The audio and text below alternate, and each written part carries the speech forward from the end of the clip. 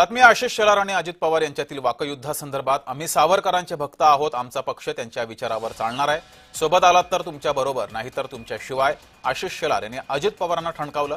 तर विकासाचे मुद्दे सोडून अंतर पाडण्याचे प्रश्न का विचारता, शेलारांच्या वक्तव्यावर अजित पवार यांनी हे उत्तर दिलंय.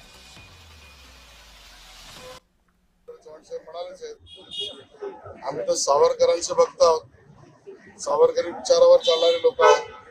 त्यामुळे त्या ठिकाणी अजित पवारांच्या पक्षाला सुद्धा सावरकरांचे विचार मान्य करावेच लागतील. आणि ते विचार आमचे असे आहेत, याल तर तुमच्या बरोबर, न याल तर तुमच्या विना, आणि विरोधात शिरलात तर तुमच्या विरोधात. आम्ही आमचं काम.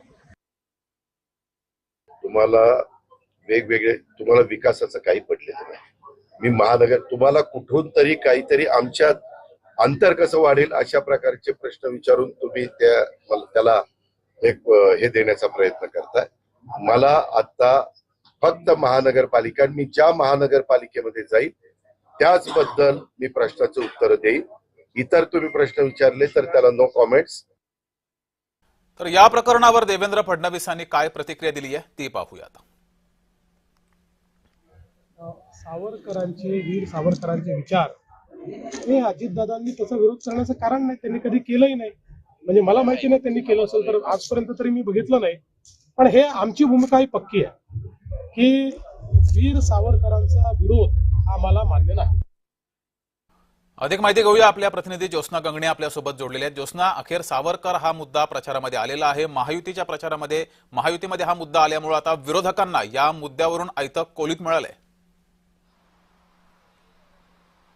अगदी बरोबर आहे. मुंबई महानगरपालिकेचा असो किंवा राज्यातील एकूणच 29 महानगरपालिकांचा जर प्रचार पाहिला तर आधी हिंदू, मुस्लिम आणि आता परत सावरकर हा मुद्दा जो आहे तो आलेला आहे. मात्र यावेळेस जो सावरकर हा मुद्दा आलेला आहे तो महायुतीच्या अंतर्गत वादविवादामध्ये जी ठिणगी पडली आहे त्यामध्ये आपण म्हणू शकतो. कारण महायुती जी आहे ती एकत्र अनेक ठिकाणी जे आहे ते महानगरपालिकेच्या निवडणुकीला उतरलेली नाहीये.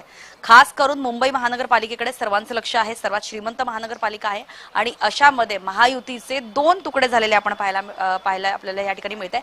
एका बाजूला शिंदेची शिवसेना आणि भाजप जी आहे ती एकत्र लढत आहे, तर दुसरीकडे अक्षरशः अजित पवारांची राष्ट्रवादी जी आहे ती 91 जागांवरती एकटी मैदानात उतरलेली आहे. असं असतानाच नवाब मलिक यांनी जेव्हा 3.5 वर्षानंतर पहिली प्रेस कॉन्फरन्स घेतली त्यामध्ये सुद्धा त्यांनी भाजपला डिवचणारी आणि एकूणच भाजपच्या विचारधारेवरती जे आहे त्यांनी अनेक विचारधारेवरती त्यांचा विरोध केला. भाजपला डिवचणारी वक्तव्य जे आहे ती स्वतः नवाब मलिक यांनी केली आणि आम्ही स्वबळावरती राष्ट्रवादी अजित पवार गटाचा महापौर बसू असं सुद्धा जे आहे ते नवाब मलिक यांनी म्हटलेलं आहे. तर दुसरीकडे आपण बघतोय की आशिष शेलार जे मुंबईचे भाजपचे पूर्वीचे अध्यक्ष राहिलेले आहेत त्यांनी आता पुन्हा एकदा सावरकर हा मुद्दा उपस्थित केलाय.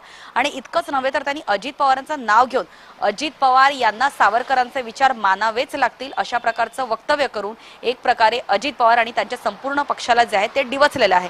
त्यामुळे महायुतीची एकूणच महानगरपालिकेची महायुतीची लढत जी आहे ती सुद्धा खूप आपल्याला इंटरेस्टिंग पाहायला या ठिकाणी मिळते. मात्र महायुतीच्या या अंतर्गत वादामुळे याचा विरोधकांना फायदा होऊ शकतो. विरोधक या मुद्द्याचं कोलीत बनवू शकतात, मुद्दा बनवू शकतात प्रचारात.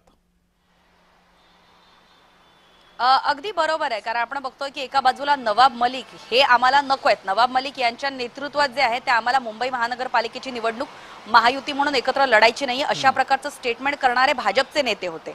शिंदेच्या शिवसेनेला राष्ट्रवादीकडनं काही त्यांना वावडं नव्हतं. त्यामुळे नवाब मलिक यांच्याच नेतृत्वात आम्ही मुंबई महानगरपालिका निवडणार आहे अशा प्रकारचं एक समोर चित्र जे आहे ते अजित पवार गटाने सिद्ध केलेलं आहे. आणि महानगरपालिका जी आहे ती नवाब मलिक यांच्याच नेतृत्वात लढत आहेत. असं असताना सुद्धा सावरकरांचा मुद्दा उपस्थित होतो आणि याचा फायदा नक्कीच जो आहे तो म्हणजे ठाकरे बंधूंना होईल किंवा काँग्रेसला होईल, हे होईलच. मात्र आपण दुसरीकडे बघतो की यामुळे जे आहे ते अनेक ठिकाणी महायुतीचं सुद्धा आपल्याला या ठिकाणी नुकसान झालेलं पाहायला मिळू शकतं. कारण ही भूमिका जी आहे ती या एकूणच म्हणजे सावरकर या भूमिकेवरती जे आहे ते राष्ट्रवादीचे सूरज चव्हाण असो किंवा अमोल मिटकरी असो त्यांनी अक्षरशः भाजपला आणि आशिष शेलारांना हा सवाल विचारलेला आहे की त्यांना संविधान मान्य आहे का. शिवशाहू फुले आंबेडकर ही विचारधारा जी आहे ती आशिष शेलार यांना मान्य आहे का अशा प्रकारचा सवाल आता राष्ट्रवादी अजित पवार गटाकडनं सुद्धा आशिष शेलार यांना विचारण्यात येतोय. जी, धन्यवाद ज्योत्स्ना दिलेल्या माहितीबद्दल. बातमी अमरावतीच्या स्थानिक राजकारणातून. अमरावतीमध्ये